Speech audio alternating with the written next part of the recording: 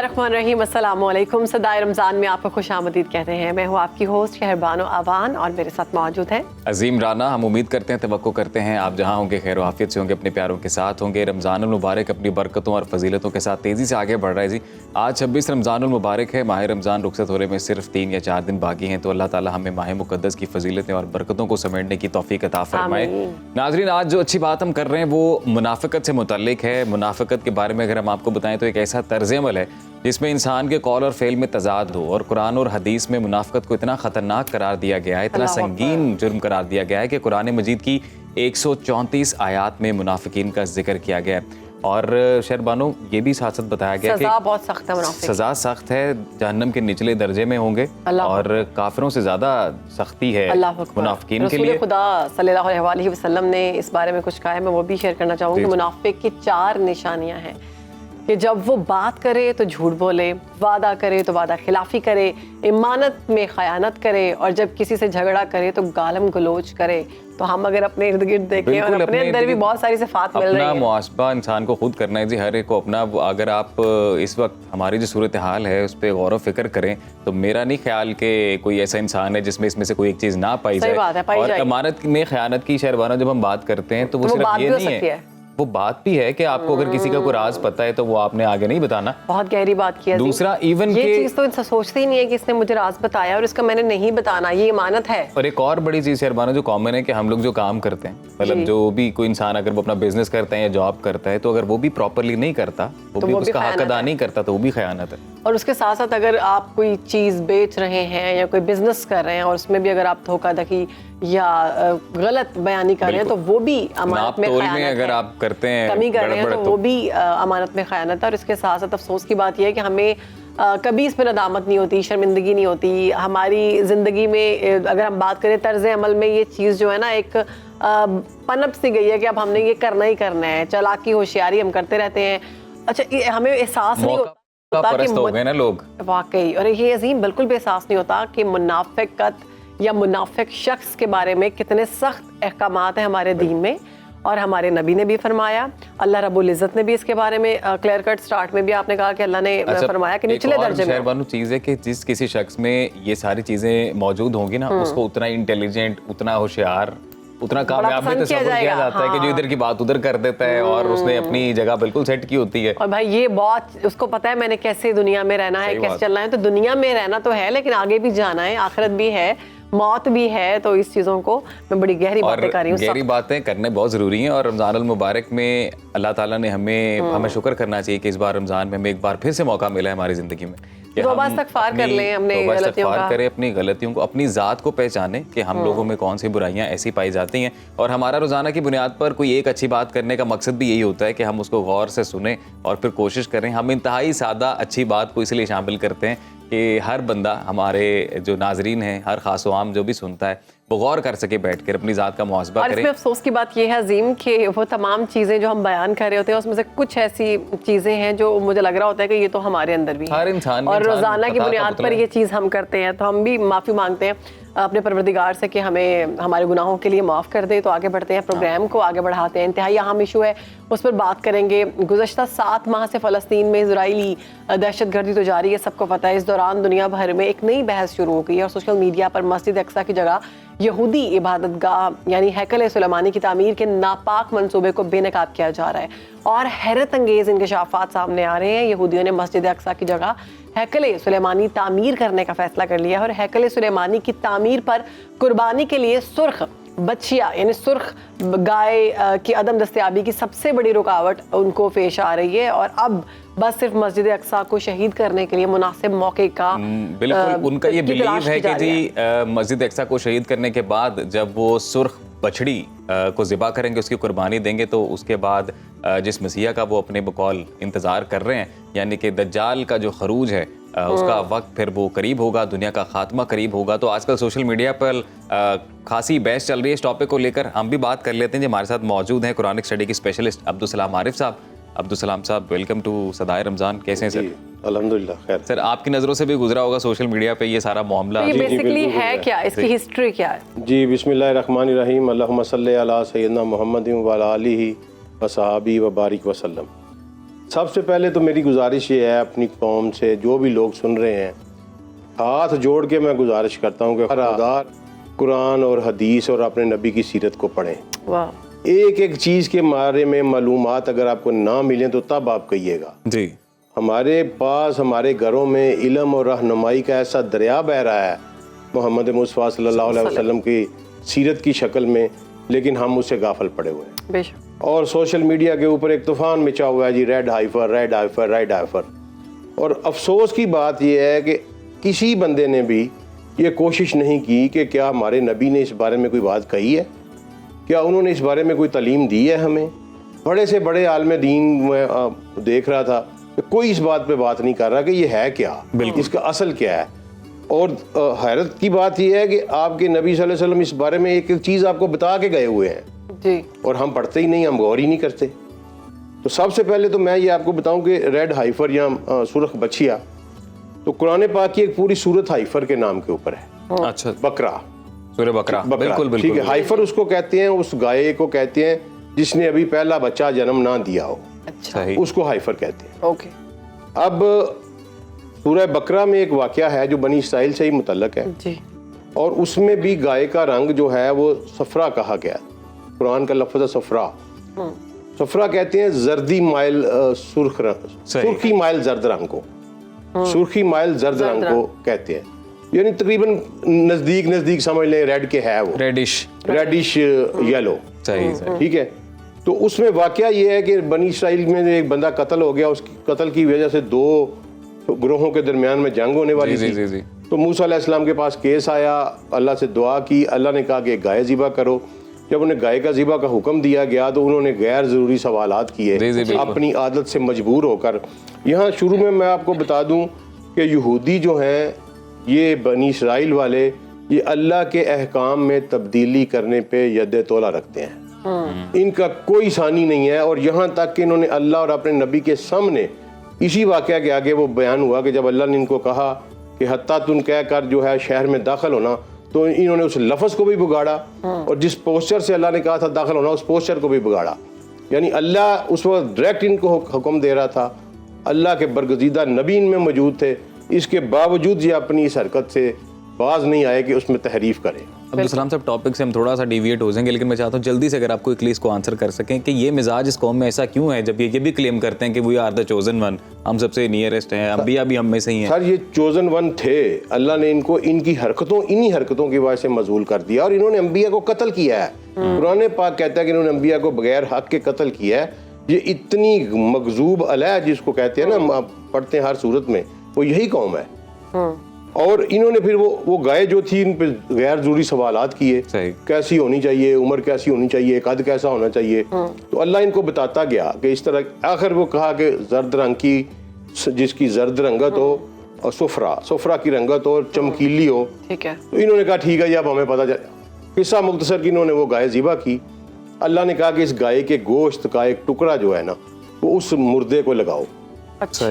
हाँ, उस मुर्दे को जब वो गोश्त का टुकड़ा लगाया तो वो जिंदा हो गया और उसने उठ के बताया कि मुझे तो फलां मेरे भतीजे ने कत्ल किया है। अच्छा। फलां बंदे, और वो फिर वो दोबारा मर गया। सही। अल्लाह ने इनको इससे एक तो जंग टाल दी इस वजह से, दूसरा अल्लाह ने इनको बताया कि मैं मुर्दों को किस तरह जिंदा कर सकता हूँ, ये मेरे लिए कोई बड़ा काम नहीं है। अब उसमें कोई कुरान पाक में कोई जिक्र नहीं है कि इससे पकीजगी हासिल हुई इनको, या ये हुआ वो हुआ। इन्होंने अब उसमें एक तारीफ की, तौरात के बुक ऑफ नंबर, एक बुक उसमें चैप्टर है बुक ऑफ नंबर, जी जी, उसके 19 नंबर में ये इसका जिक्र आया हुआ है जी। तो इन्होंने कहा, फिर ये तालमूद में इन्होंने, तालमूद इनकी समझ लेंगे तफसीर है, सही, जिस तरह हमारी तफसीर है इनकी तालमूद तफसीर है।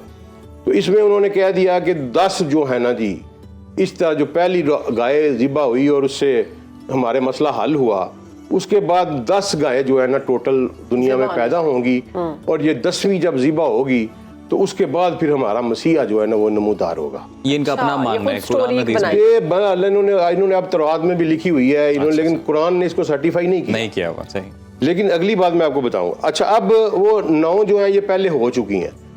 2000 साल की तारीख में ये ढूंढ रहे थे जी कि रेड हीफर जो है ना वो मिले हमें उस तरह की। अब उसके कैरेक्टरिस्टिक्स अल्लाह ने कुरान में भी वही बताए हैं कि उसके ऊपर एक ही तरह कोई रंग, कोई एक बाल भी दूसरे रंग का नहीं होना चाहिए, दाग भी नहीं होगा। अच्छा, अब इन्होंने ये जो इनका एक है अदारा यहूदियों का, उसने बाकायदा ये ऐलान किया है कि जी हमें वो मिल गई है 3 साल पहले, तो अब हम 8 अप्रैल को उसको ज़िबा करने जा रहे हैं। और उसके बाद इनके प्लान के मुताबिक जो हमें मीडिया के वाया से पहुंच रहा है कि उसके बाद हम तमीर करेंगे मस्जिद अक्सा की जगह पे हैकल सुलेमानी को जी।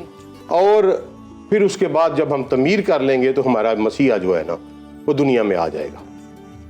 अब इसके बारे में बैतुल मक़दस की तमीर जो है ना जी, ये बड़ा क्रिटिकल इशू है।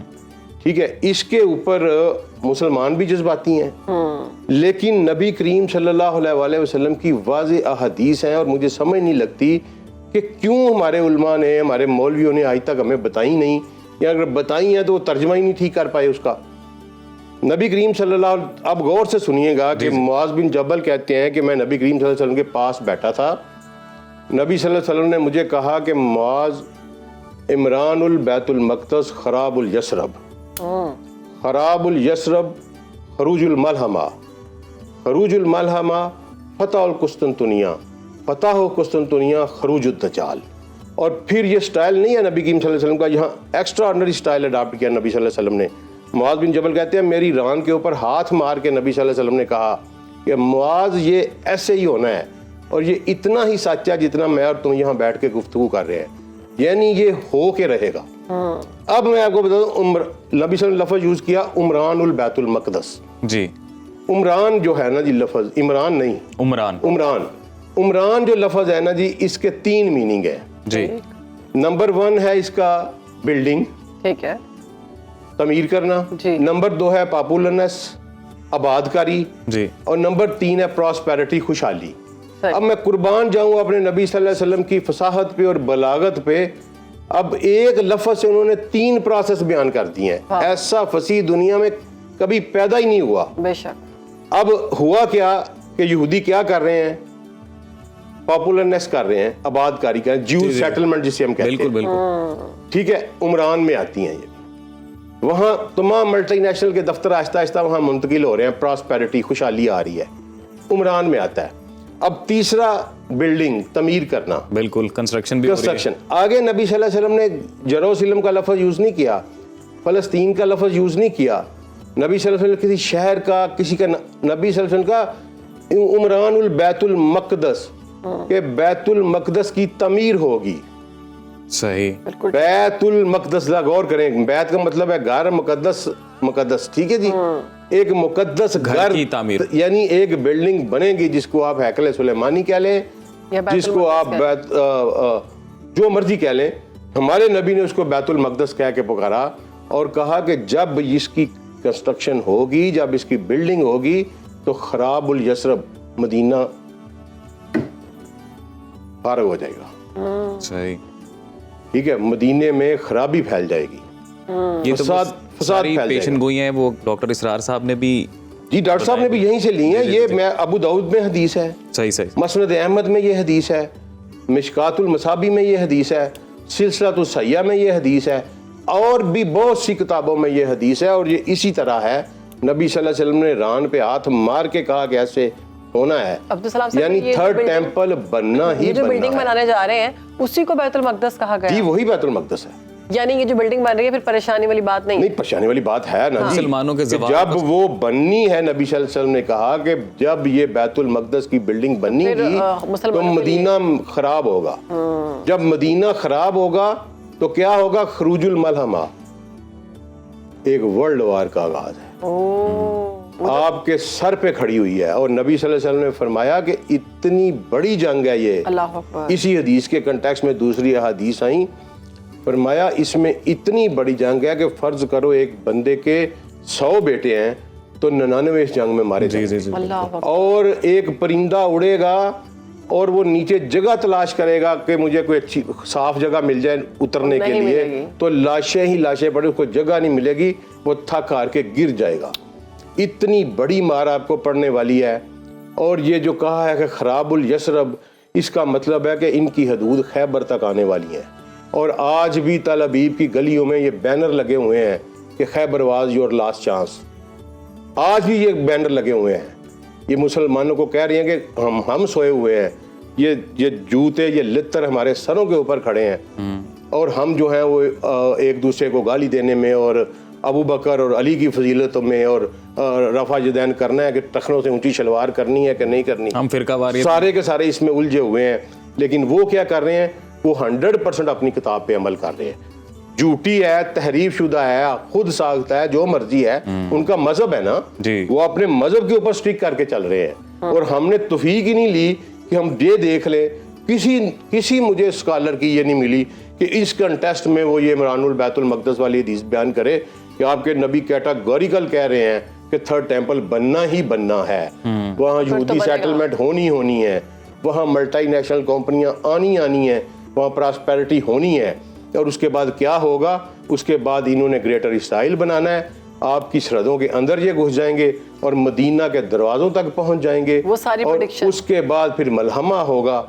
मलहमा एक इतनी बड़ी जंग है, पता नहीं उसमें कौन बचेगा कौन, ये वर्ल्ड वार 3 मैं तो देख रहा हूँ फ्रैंकली स्पीकिंग। और और इन्होंने ये किया काम, यानी ये 8 अप्रैल को अगर इन्होंने रेड हीफर को कुर्बान करके मस्जिद अक्सा को गिराने और टेंपल की तमीर शुरू की, तो समझ लें आपके बुरे दिन जो है ना वो आपके दरवाजे के ऊपर आ चुके हैं। और इस कंटेस्ट में नबी सल्लल्लाहु अलैहि वसल्लम ने बड़ी अहादीस बयान फरमाई हैं। फरमाया कि एक जूता पड़ा होगा और औरत गुजरेगी, कहेगी ये किसी कुरैशी का जूता, कोई कुरैशी नहीं होगा दुनिया में, जमीन पे होगा ही नहीं। और वैलुल अरब, अरब के लिए तबाही है उस शर से जो बहुत करीब आ लगा है। एक अरबों को मार पड़नी है इसमें, एक हमें मार पड़नी है। मैं आपको पहले बता दूं क्यों अरबों को मार इसलिए पड़नी है कि उनकी जुबान में कुरान नाज़िल हुआ और उन्होंने कुरान को अपनी पीठ के पीछे फेंक दिया। ठीक है, उन्हें मसलन आज अगर मैं कहूं कि जनाब मुझे वारिस शाह नहीं समझ लगता, तो मैं पंजाबी हूँ, लानत मेरे पे, ठीक है ना जी। तो इसी तरह अगर कोई अरबी कहे कि उसको कुरान समझ नहीं लगता, तो लानत उसके ऊपर। इसी तरह हमारे बाप दादों ने हमें बताया कि हम मसाजिद में रो रो के दुआएं मांगते थे कि अल्लाह हमें एक मुल्क दे दे, हम तेरा निज़ाम नाफज करेंगे। हम गली महल्लों में नारे लगाते थे कि पाकिस्तान का मतलब क्या, ला इलाहा इल्लल्लाह। अल्लाह ने तुम्हें मुल्क दे दिया और तुमने जिल्लत और जलालत की इंतहाई गहराइयों में गिरकर तुम कभी कह रहे हो सेकुलर बनाना है, कभी कहते कुछ बनाना है, कभी कहते कुछ बनाना है। और ये 2 मुल्ज़म हैं अल्लाह के इस वक्त सबसे बड़े, एक ये इंडो पाक के मुसलमान और एक जज़ीरतुल अरब में बसने वाले मुसलमान। और इनकी तबाही का वक्त आया चाहता है, आपके घरों के ऊपर खड़ी है। अगर हमने अपने अतवार ना बदले तो नबी सल्लल्लाहु अलैहि वसल्लम ने कहा हुआ है, मेरे नबी की बात गलत नहीं हो सकती। बेशक। आप उमरान का मतलब पढ़ ले, मेरे पास स्क्रीनशॉट भी मौजूद है, मैं रात लेके भी आया था कि जी ये देख लें, ये 3 मतलब है और एक ही लफ्ज़ पे पूरा उतरते हैं, आबादकारी, खुशहाली और तमीर। तो थर्ड टेंपल बनना ही बनना है, जब तक हम उसे रोके रहेंगे हमारी सलामती रहेगी। सही। जिस दिन बन गया उस दिन हमारी तबाही और बर्बादी का आगाज हो जाएगा। ये हमारा टारगेट है कि जितनी देर उसको रोके रखेंगे हमारी सलामती इसी में है कि हम उसको ना बनने दें। बिल्कुल। लेकिन जब तक अगर वो बन गया तो समझ लें कि वो फिर हमारे घरों तक आ जाएंगे। सलाम साहब, अभी तो माजरत के साथ हमारा वक्त खत्म हो गया इस सेगमेंट का, तो नेक्स्ट सेगमेंट में मैं तो ये चाहता हूँ कि हमें करना क्या चाहिए, इस पर भी फिर बात होनी चाहिए इन डिटेल। बिल्कुल, कल कर लेंगे बात इसी मामले को कंटिन्यू करेंगे कि हमें क्या करना चाहिए। एग्जैक्टली। हाँ जी, वो नबी सल्लल्लाहु अलैहि वसल्लम उसके बारे में क्या तालीम दी है, बिल्कुल बाकायदा तालीम दे के गए हैं। कैसे बच सकते हैं, कैसे बहुत बच शुक्रिया अल्लाह के वास्ते कुरान और रसूल सल्लल्लाहु अलैहि वसल्लम को पढ़ें। बेशक, यही बस। बहुत शुक्रिया अब्दुल सलाम साहब। एक छोटी सी ब्रेक के बाद हाजिर होते हैं। Welcome back after the break. नाजरीन, प्रोग्राम में आगे बढ़ते हैं, बात करते हैं महंगाई की। ईद की आमद है, सिर्फ 3 या 4 दिन बाकी हैं, ईद की तैयारियां भी अरूज पर हैं, मगर बिजली, गैस और पेट्रोल की कीमतों में इजाफे के बाद हम ये देख रहे हैं कि जी महंगाई 7वें आसमान तक पहुंच गई है और आवाम के लिए ईद की शॉपिंग बड़ा चैलेंज बन गई है। महंगाई से आवाम की क़ुव्वत ख़रीद कम हो चुकी है, दुकानदार भी इस हवाले से परेशान हैं। बदतरीन महंगाई में ईद की तैयारी कैसे हो रही है और शहरियों को किन किन मसाइल का सामना करना पड़ रहा है, इस हवाले से हम बात करते हैं। हमारे नुमाइंदगान जो कि मुख्तलिफ शहरों से हमारे साथ मौजूद हैं। बिल्कुल, लाहौर, कराची और इस्लामाबाद से हमारे नुमाइंदगान ने हमें ज्वाइन कर लिया है। तो सबसे पहले हम रुख करते हैं इस्लामाबाद का, तो वहाँ पर मौजूद है हमारे साथ फरा रबानी। फरा, बताइएगा, इस्लामाबाद में ईद की तैयारियां जोश खरोश के साथ जारी हैं, क्या बाजारों में रश है या नहीं? अच्छा, अगर बाज़ारों में रश की बात की जाए तो बड़ा मिक्स और मिला जुला रुझान है। अभी दिन के वक्त तो खैर वैसे ही रश नहीं होता क्योंकि गर्मी होती है, लोग कम निकलते हैं, लेकिन शाम के औकात में भी शहरियों के लिए ख़रीदारी करना खासा मुश्किल हो गया है। महंगाई इस कदर बढ़ गई है, रेडीमेड कपड़े हों, अनस्टिच कपड़े हों या जूते हों, हर चीज़ महंगी हो गई है और दुकानदार बार्गेन भी नहीं कर रहे, तो शहरी खासे परेशान नज़र आ रहे हैं। मोस्टली लोगों से जब हमारी बात हुई है तो उनका यही कहना था कि प्रेफरेंस तो ये हो रही है कि हम बच्चों की ख़रीदारी करें, उसके बाद खाने पीने की अशिया को पूरा करें और उसके बाद अपनी चीज़ों के बारे में सोचा जाए। ओवरऑल अगर बात की जाए तो जो हमने चूड़ियाँ ख़रीदते ख़वातीन को देखा है तो वो ज़्यादातर बच्चियों की ख़रीदारी करी हैं। कपड़े जूते भी जो हैं वो बच्चों के ही ज़्यादा ख़रीदे जा रहे हैं। महंगाई से ना सिर्फ ख़रीदार बल्कि जो दुकानदार हैं वो भी परेशान नज़र आ रहे हैं। बारहा हुकूमत से ये मुतालबा करते हैं कि प्लीज़ महंगाई को कंट्रोल करने के लिए कुछ इकदाम किए जाएँ। जब से पेट्रोल की प्राइसेस बढ़ी हैं तो उसके बाद तो और चीज़ों के रेट्स बढ़ गए हैं। पहले जो बार्गेनिंग हो जाती थी अब तो वो बार्गेनिंग वाला सिलसिला भी खत्म हो गया है। तो ख़वातीन चंद ही दिन बाकी हैं ईद के हवाले से। यूजुअली इस्लामाबाद की मार्केट्स का अगर ट्रेंड आपसे पूछे तो क्या होता है? इतना ही रश इन दिनों में नज़र आता है या इस बार कुछ कम है या ज़्यादा है? अगर कुछ कंपैरिजन आप कर सकें। अच्छा, नहीं, ईद पे तो नॉर्मली बाज़ारों में बहुत ज़्यादा रश देखने को मिलता है क्योंकि ईद होती है, सबने नए कपड़े जूते ख़रीदने होते हैं। अभी तक की अगर बात की जाए तो मौसम का मिजाज गर्म है और शहरियों का जो मिजाज है वो ठंडा है शॉपिंग के हवाले से। जो दुकानदार हैं वो बेचारे चीज़ें झाड़ फूंक रहे हैं, लोगों को अट्रैक्ट करने के लिए मुख्तलिफ डील्स भी निकाल रहे हैं, लेकिन जो शहरी हैं वो आते नज़र नहीं आ रहे। एक दफ़ा आते हैं, कीमत पूछते हैं, फिर वापस चले जाते हैं, फिर आते हैं, पूछते हैं भाई कोई बार्गेनिंग हो जाएगी, तो उनकी तरफ से जब जवाब मिल जाता है तो फिर वो चले जाते हैं। जहाँ से जिसको मुनासिब चीज़ मिल रही है वो वहाँ से खरीदता है। अगर बात की जाए स्टॉल्स पे जो जूतों के रेट्स हैं वो पहले 500 रुपए आप हमारे साथ ही रहिएगा। इस्लामाबाद की सूरत हाल के बारे में आपने बताया। रुख करेंगे कराची का। इरशाद संजरानी हमारे साथ मौजूद है। इरशाद, कराची में तो मैंने भी देखा है कि खासा रश होता है बाजार में एंड वाले 4 दिनों में और रोड्स पर भी घंटा घंटा आपको इंतजार करना पड़ता है। तो अभी की क्या सूरत हाल है? क्या महंगाई की वजह से लोग आ रहे हैं या नहीं? बिल्कुल शहरबानो, चंद दिन बचे हैं ईद के लिए। बिल्कुल हम देखेंगे जो दिन के वक्त जो है यहाँ पे भी कराची में ठीक ठाक गर्मी पड़ती है तो लोग नहीं निकलते। और लेकिन इस वक्त भी हम देख रहे हैं, इस वक्त हम ज़ैनब मार्केट है कराची की, यहाँ पे जो चीज़ों के इनके जो मुख्तलिफ जो जोड़े हैं उनकी चीज़ें जो कम हैं, कपड़े हैं, यहाँ पे आते हैं। लेकिन इस यहाँ पे भी कीमत जो है डबल हो चुकी है। और लेकिन अभी भी लोग जो है विंडो शॉपिंग कर रहे हैं, प्राइसेस पूछते हैं, आते हैं, फिर चले जाते हैं। लेकिन जब जैसे ही तरावी की नमाज ख़त्म होती है लोग अपनी फैमिलियों के साथ तमाम बड़े बड़े बाजार जो है या शॉपिंग मॉल्स है उसमें खचाखच रश बढ़ा रहता है। और इस वक्त भी एक जो फैमिली यहाँ पर आई उनसे बात करते हैं। एक छोटी सी बच्ची आयदा है, वो अपने वालिदैन को स्पेशली सुनो न्यूज़ से बात करने के लिए मौजूद है। क्या आयदा तुमने कुछ खरीदा या नहीं? आयदा कुछ खरीदा आयदा? मेरे पास अच्छा, कपड़े लिए भाई आयदा के कुछ खरीदा?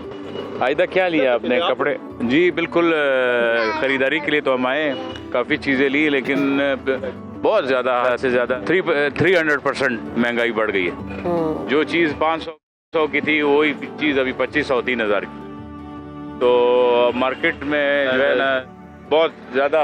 लेकिन इस नन्ही परी आयदा के लिए कुछ लिया है? बहुत सारी चीज़ें ली है इसके लिए, कपड़े लिए हैं। और क्या क्या लिया बताओ? आपने क्या क्या लिया आयदा?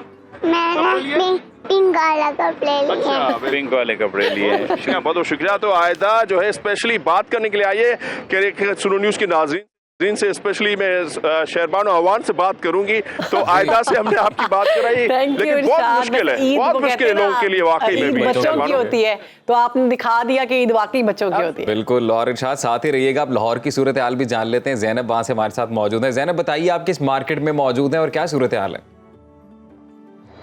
जी बिल्कुल, देखिए अजीम, इस वक्त मैं लाहौर की मार्केट इचरा में मौजूद हूँ और यहाँ पे काफ़ी गहमा गहमी देखने को मिल रही है। आप बात कर रहे थे महंगाई की, आपकी बात बिल्कुल ठीक है, महंगाई तो बिल्कुल अपनी जगह है ही, लेकिन जो लाहौरी अपनी ईद सेलिब्रेट करते हैं ना वो बड़ी एक्साइटमेंट सी होती है। आखिरी अशरा भी है, ख़त्म होने को है, लेकिन जो ईद के कपड़े लेने हैं वो बड़े शौक़ के साथ ले रहे हैं। ख़ास तौर पर जो ख़वातीन हैं और ख़वातीन के साथ बच्चे हैं वो अपनी सिलेक्शन करने में इस वक्त जो है वो मसरूफ़ हैं। अभी इस वक्त जो है वो बात करें लाहौर की, अगर बड़ी मार्केट सी तो लिबर्टी मार्केट है, दुपट्टा गली प्लेली है, इसके बाद इचरा मार्केट है जहाँ पे इस वक्त मैं मौजूद हूँ। तो यहाँ पे बाकायदा तौर पे स्टॉल सज चुके हैं चूड़ियों के, मेहंदी के। तो महंगाई तो बिल्कुल है, तो ज़्यादातर लोग जो विंडो शॉपिंग कर रहे हैं, लेकिन साथ में बच्चों की जो है फरमाइशों को पूरा भी कर रहे हैं। अगर चूड़ियाँ लेनी है तो चूड़ियाँ ले रहे हैं, मेहंदी लेनी है तो खासतौर पर मेहंदी ले रहे हैं। लेकिन जो है वो भी जो ड्रेस ले रही है, लेकिन उसके साथ एक बड़ा सवाल यह आता है कि जब ड्रेस लेना है तो उसके साथ महंगी जो मैचिंग चीज़ें हैं वो बहुत ज़रूरी हो जाती हैं, चाहे वो ज्वेलरी है, चाहे वो बिल्कुल ऐसा ही है कि मैचिंग के बगैर तो ईद हमारी अधूरी होती है, खवातीन की खास तौर पर।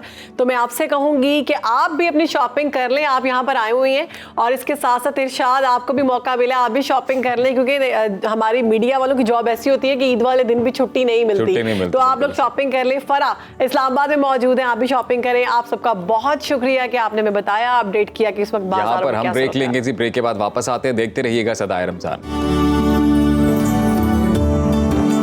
खुशामदीद करते हैं आपको सदाए रमज़ान में। अब आपको एक ऐसी मस्जिद की सैर करवाने जा रहे हैं जो गुजरात में वाक़या है, पाक विगा शरीफ के नाम से जानी जाती है।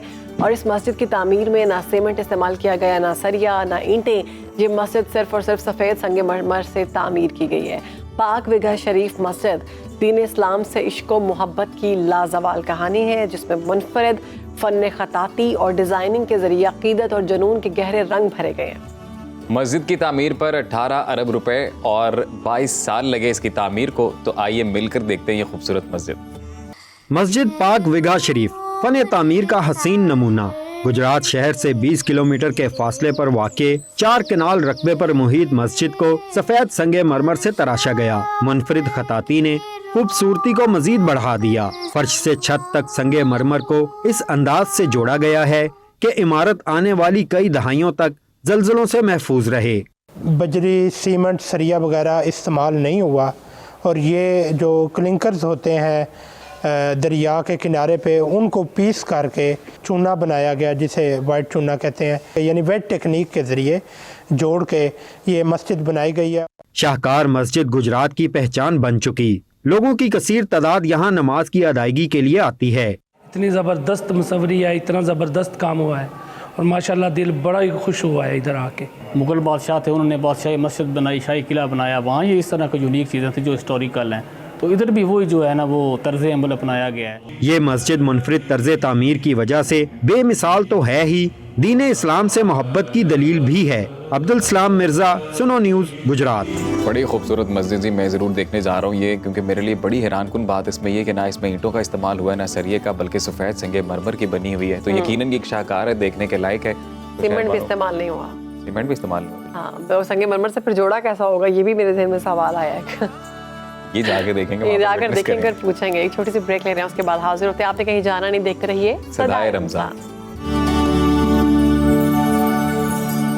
सदाए रमज़ान में खुशामदीद नाज़रीन। अब वक्त आ गया है कि जिसमें आप एक आसान से सवाल का जवाब देकर बड़ा ही शानदार तोहफ़ा जीत सकते हैं, और वो तोहफ़ा है स्पार्क स्मार्टफोन Neo 6। तो क्विज़ के रूल्स बड़े ही सादा और बड़े आसान हैं। टेलीफोन नंबर टीवी स्क्रीन पर आ रहा है, मोबाइल निकालें, फौरी तौर पर फ़ोन मिलाएं। जिस कॉलर का पहले फ़ोन मिलेगा उनसे हम एक आसान सा सवाल पूछेंगे, 4 ऑप्शंस बताएंगे, और सही ऑप्शन बताने पर आप स्पार्क स्मार्टफोन जीत सकते हैं। बिल्कुल, जो फ़ोन नंबर है वो आपकी टीवी स्क्रीन पर है, और उम्मीद है कि कॉलर हमारे साथ हैं। अस्सलाम वालेकुम, कौन बात कर रहे हैं, कहाँ से?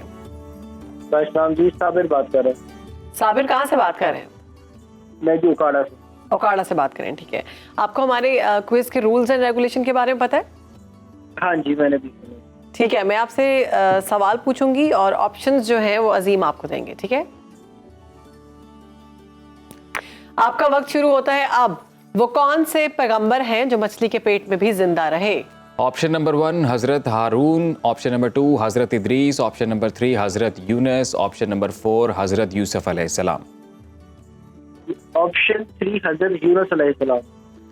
साबिर साहब, आपने दुरुस्त जवाब दे दिया है और आप जीत चुके हैं स्पार्क स्मार्टफोन Neo 6। आपको बहुत बहुत मुबारक हो साबिर साहब। आप ये फ़ोन आपके नाम हो, अपना मेलिंग एड्रेस दे दें, आपके घर पहुंचा दिया जाएगा।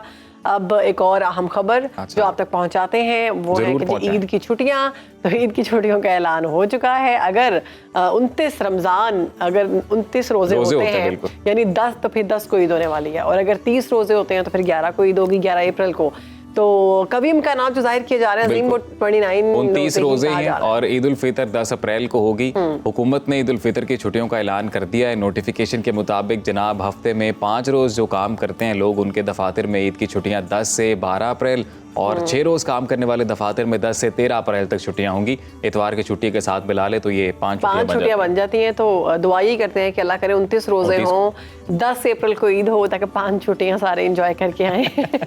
मुझे स्कूल याद आ गया शर्मा, स्कूल में जब थे तब हम इस तरह की दुआएं मांगते थे कि अल्लाह इस तरह से हो और इस तरह हो जाए तो छुट्टियां हमें ज्यादा मिल जाए। मैं तो वैसे से झोली फैला फैला के दुआ करी, या अल्लाह 29 रोजे हो, 10 को ईद हो, ताकि हफ्ते इतवार की छुट्टी भी साथ ऐड हो जाए और हम भी सुकून से रेस्ट करके वापस आए। उन तमाम खवातीनों हजरात की कि जो बगैर छुट्टी के काम कर रहे होते हैं। तो 5 हफ्तों से अजीम राना ने छुट्टी नहीं की, तो इसलिए हमारी ये दुआएं निकल रही हैं कि ईद पे हम छुट्टी करें। जी बिल्कुल। तो हमारे साथ मौजूद अब वक्त हो चुका है जी, सना खान। बिल्कुल, सना खान, ज़िशान इलाही साहब हमारे साथ मौजूद हैं। अस्सलाम वालेकुम ज़िशान साहब, कैसे हैं आप? सदाए रमज़ान में खुशामदीद कहते हैं हम लोग, बिल्कुल बेहतरीन। ज़िशान साहब कैसे चल रहे हैं रोज़े? जी अल्हम्दुलिल्लाह। ज़िशान साहब आप भी दुआएं कर रहे हैं कि 29 रोज़े हो जाएं और 10 से मेरी तो 5 डे वर्किंग होती है। अच्छा, मेरा जो भी 9 चले 9 को या 10 को मेरे आपके लिए बराबर है। मेरी हमारे लिए दुआ करते हैं। अब आगे बढ़ते हैं, तो अब नाते रसूल मकबूल सल्लल्लाहु अलैहि वसल्लम जो है, आज मैं शान अहले बैत के हवाले से कलाम आपके बिस्मिल्लाह। जी जी बिल्कुल।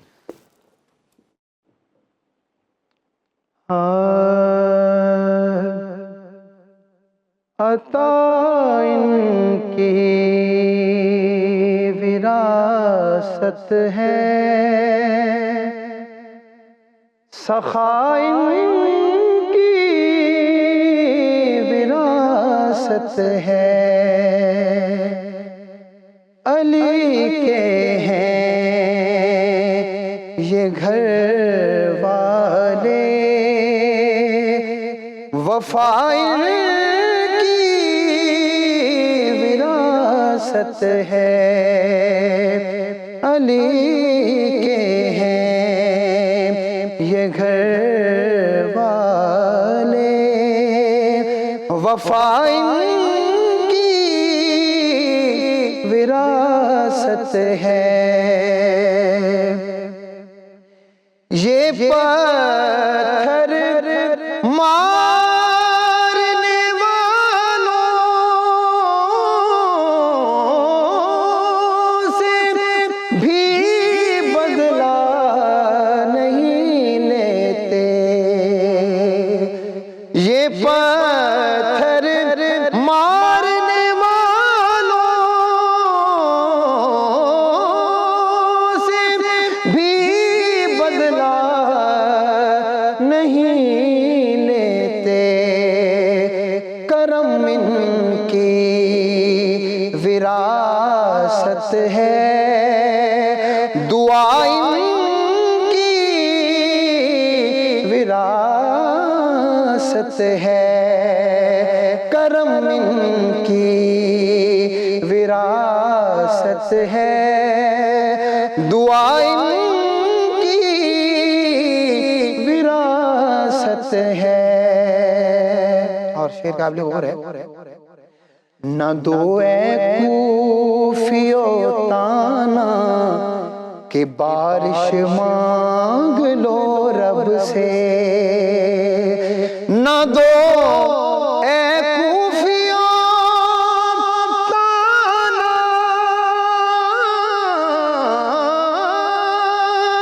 कि बारिश मांग लो रब से, ये मांगे तो अभी बरसे, घटा इनकी विरासत है, ये मांगे तो अभी बरसे, घटा इनकी विरासत है, वो हस्ती हो खदीजा की, वो ज़हरा हो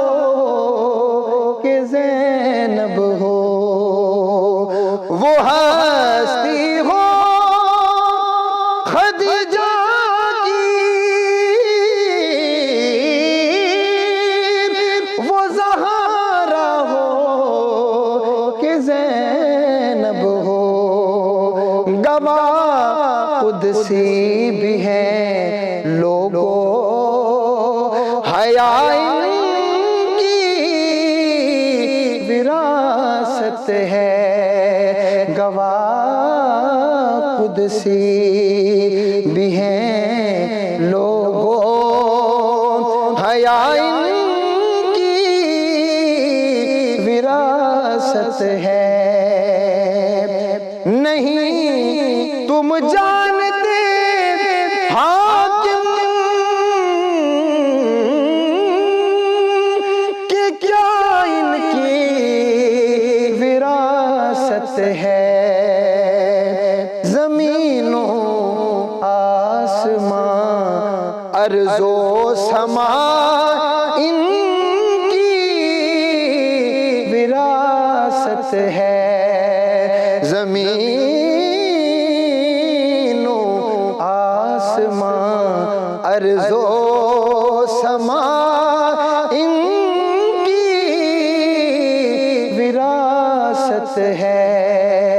अली के हैं ये घर वाले, घराने और भी हैं, पंजतन सा घर नहीं, हम गुलाम हैं, हम गुलाम हैं अली के, अब दोज़ख का डर नहीं, अली के हैं ये घर वाले, वफा इनकी विरासत है।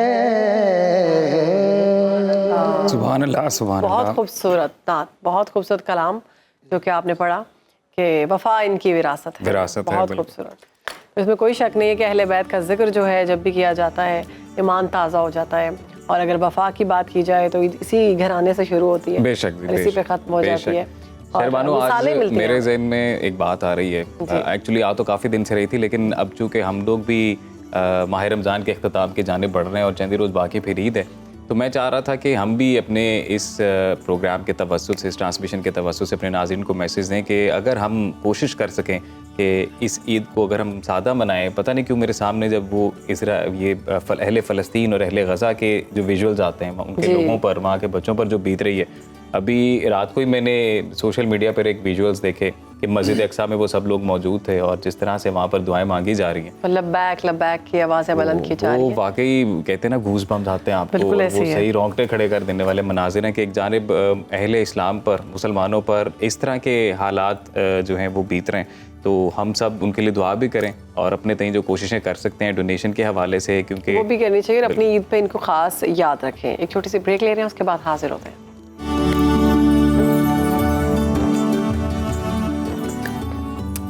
सदाए रमज़ान में आपको खुश आमदीद कहते हैं और हम बढ़ चुके हैं अपने उस सेगमेंट की जानिब जिसमें हम इस्लामी तारीख़ और तहज़ीब की बात करते हैं।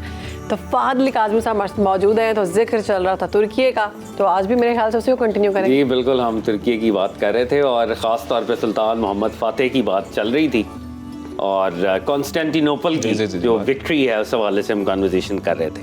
अच्छा, इस बात पे आने से पहले मैं आपको थोड़ा सा माजी में लेके जाना चाहूँगा। सरकार दो आलम सल्लल्लाहु अलैहि वसल्लम की लाइफ का एक बहुत ही इम्पोर्टेंट माइलस्टोन जब आपने एम्परर्स को लेटर्स लिखे थे और उसमें आपने कैसरे रोम को भी लेटर लिखा था, और वो कैसरे रोम जो था इस बिजेंटीनियन एम्पायर का वो एम्परर था, किंग था, और उस वक्त उसने इस्लाम कबूल नहीं किया। प्रॉफिट सल्लल्लाहु अलैहि वसल्लम ने जिन जिन एम्परर्स को लेटर लिखे, वन वे और दी अदर वो सारी सल्तनतें इस्लामी सल्तनत बनी। और सरकार दो आलम सल्लल्लाहु अलैहि वसल्लम का एक लेटर है, आपने किसरा ईरान के जब किंग को लिखा था, साइरस जो था, खुसरो परवेज़, तो सरकार दो आलम सल्लल्लाहु अलैहि वसल्लम ने उसको जब लेटर लिखा और वो लेटर के हवाले से जो गुस्ताखी हुई, तो उसके बाद आपने ये स्टेटमेंट जारी की थी कि अपने किंग्स को बता दो मोहम्मद ऑफ अरेबिया सल्लल्लाहु अलैहि वसल्लम की जो हुकूमत है वो समंदरों तक, बल्कि समंदरों से आगे तक जाएगी इंशाअल्लाह। तो ये सरकार दो आलम सल्लल्लाहु अलैहि वसल्लम की दुआ थी सरकार दो आलम सल्लल्लाहु अलैहि वसल्लम की प्रिडिक्शन थी, इस्लामिक स्टेट ने एक्सपैंड करना था। और कस्तंतुनिया के हवाले से तो बहुत सी हदीस थी। अब सुल्तान मोहम्मद फ़ातेह जो है वो तारीख़ के इस इंतहाई अहम मोड़ के ऊपर खड़ा हुआ है। उसको ये हदीस भी पता है, उसको ये भी पता है कि यहाँ पर पिछले जो मेरे जनरल्स थे वो किस तरह से उनको वो नहीं कामयाब होते रहे। अब वो कैनन्स लेके आया। कल यहाँ पे हम बात कर रहे थे कि पहली दफ़ा कैनन्स का इस्तेमाल किया गया, तोपों का इस्तेमाल किया गया, क्योंकि दीवारें ब्रीच नहीं होती थी। नेवी का इस्तेमाल उसने किया और वो भी बड़े इंजीनियस तरीके के साथ वो नेवी को उन चेन्स के नेटवर्क को ब्रीच करके खुश्की के रास्ते उसने अपने शिप्स को जो है पानी के अंदर उतारा है। और कैनन से वो दीवारों को फायर करेंगे ताकि दीवारों में शिगाफ पड़े और हमारी आर्मी जो है अंदर जा सके। और वहां पर उन्होंने खाइयां खोदी हुई थी जिसके अंदर पानी जमा था कि अगर आर्मी आएगी तो वो उस खाई के अंदर गिरेगी। तो उस खाई को उन्होंने भरने की भी कोशिश की कि वो मिट्टी लेके डिगिंग करते थे और उसको भरने की कोशिश करते थे ताकि जब आर्मी आए तो वो उसमें से गुजर सकें और उस पानी वाली जगह में उनको नुकसान ना हो। अच्छा, अब ये कॉन्स्टेंटिनोपल जो है वो शहर, उसके इर्द गिर्द मुहासरा है, फायरिंग हो रही है। अंदर वाले लोग क्या कर रहे हैं, जैसी किसी जगह पे शगाफ पड़ता है वो उसकी मरम्मत करना शुरू कर देते हैं रात को, क्योंकि जंग नहीं होती। ये उस दौर का नॉर्म था, क्योंकि टेक्नोलॉजी भी इतनी एडवांस नहीं थी। तो दिन में अगर आपने फायरिंग की है तो आप रात को रेस्ट करते थे। तो रात को कस्तंतुनिया वाले जहां जहां पे शिगाफ पड़ता था उधर रिपेयर करते थे और वॉच करते थे कि कोई हमला होने वाला है या नहीं है। 53 दिन गुजर गए, 52 दिन गुजर गए और एक स्टेलमेट था। खुश्की के रास्ते आपने अपनी कश्तियां और शिप्स पहुंचा दिए हैं, फायदा नहीं हो रहा। अब फायरिंग कर रहे हैं, फायदा नहीं हो रहा। शिगाफ पड़ रहे हैं, शिगाफ को दीवारों में और फसीलों को भरा जा रहा है, फायदा नहीं हो रहा। और आपकी इंटरनल बगावत का खदशा अब शुरू हो गया, क्योंकि उस वक्त एक यूनिफॉर्म्ड आर्मी तो होती नहीं थी जी। बहुत से कबाइल थे जिनको इकट्ठे किया जाता था, उनको इंसेंटिवाइज किया जाता था। तो अब एक हद से ज्यादा वो वहां पे रह भी नहीं सकते थे। हाँ जी। और बहरहाल तीरों का एक्सचेंज हो जाता था दोनों तरफ से, कुछ एडवांसेस होते थे, शहादतें होती थी।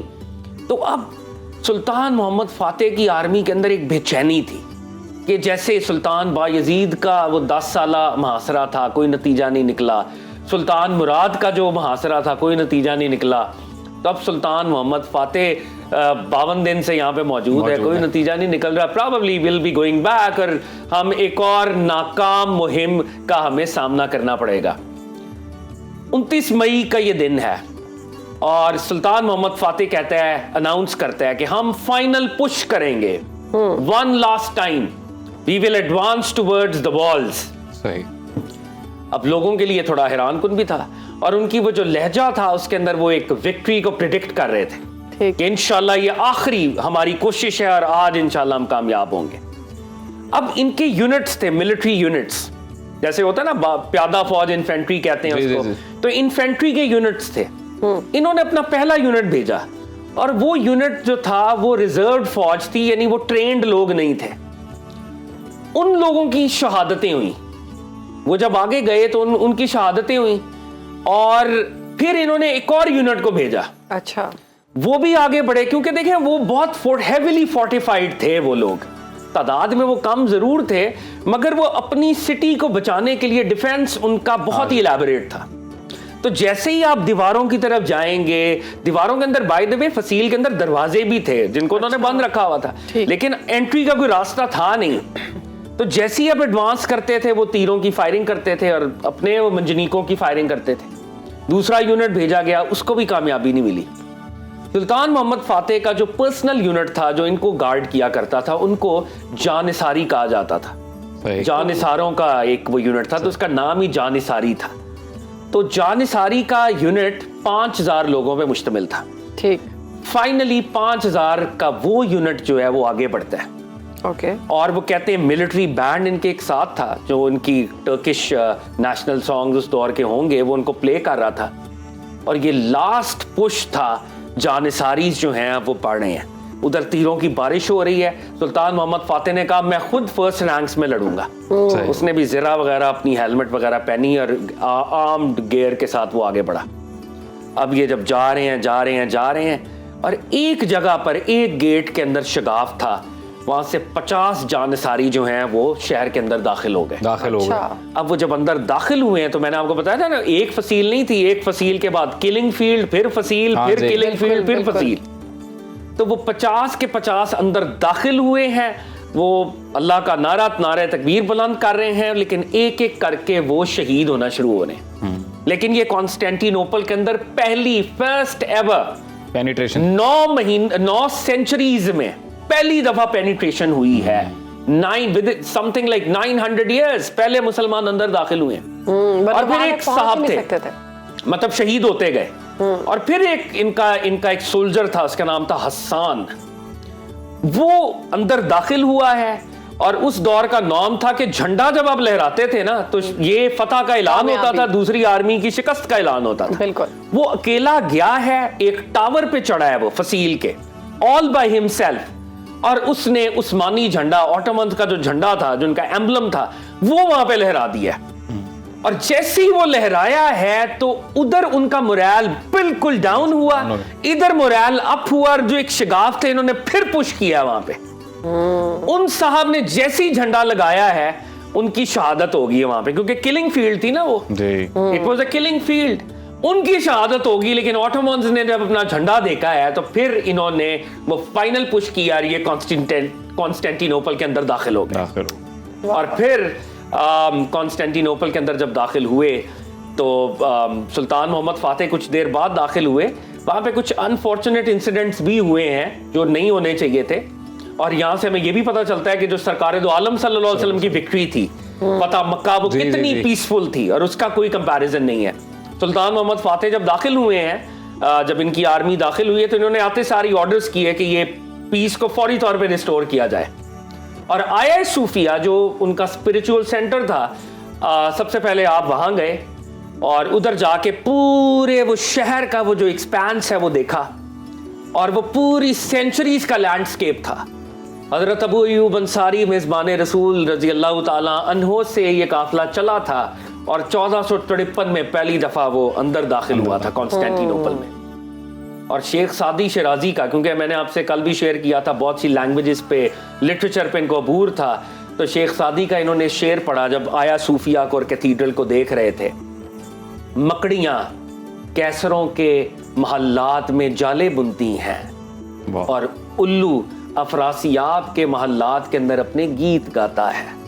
यानी सिर्फ अल्लाह की हुक्मरानी परमानेंट है, और बादशाह जो हैं वो आते जाते हैं। बेशक। और फिर आया सूफिया में एक मौज़िन को बुलाया गया, और उस मौज़िन ने वहां पर अजान दी। 900 साल के बाद मुसलमानों ने फाइनली कॉन्स्टेंटिनोपल को कैप्चर किया। फाइनली हमने तुर्की को मुकम्मल कर लिया। आज हमारा वक्त जो है वो भी ख़त्म हो चुका हुआ है, तो इंशाल्लाह कल दोबारा किसी नई टॉपिक पर बात करेंगे। तो आज की जो इफ्तार नशरियात हैं उनसे हमें इजाज़त दीजिए। इंशाल्लाह कल आपसे मुलाकात होगी, तब तक के लिए रखिए अपना ख्याल। अल्लाह हाफ़िज़।